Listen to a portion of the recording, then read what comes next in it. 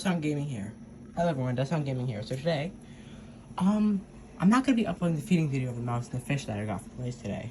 The reason why is because, well, he ate it in a different way than normal, which isn't his fault. What happened is that, so what we did is that he ended up, I tried to give it to him live, he didn't want it.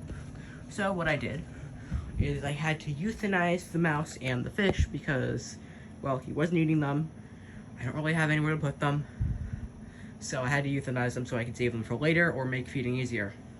So I euthanized them humanely as fastly as I could. And then I fed them to him dead. And I didn't use all the parts.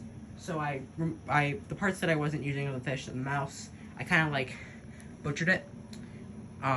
To use some parts for him, and I got rid of the other parts outside for like wildlife to eat. So he still ended up eating some of the fish and the mouse. I gave him the parts, and with a bit of like, I had to kind of hassle him into eating it, but he ended up eating it anyways. I'm not gonna want to hassle him into eating anything again, but I had nowhere else to put it, pretty much. So I thought I was gonna freeze it, but I decided that probably wouldn't be a good idea. So I just kind of hassled him into eating it. He seemed to like it though, so he still ended up eating it. He's fine. But hopefully, when I do feed him again, which I will feed him live in the future again, the reason I think he lost interest, because he was trying at first, but then stopped. The mouse was hiding in so many places. I think I would have to make it so the mouse has less places to hide. And maybe not have as much stimulation for him either, because I think he got distracted. And yeah, I think that's why. Because he usually goes crazy when I put them in his tank, but he didn't really this time. So I will just have to do it differently next time.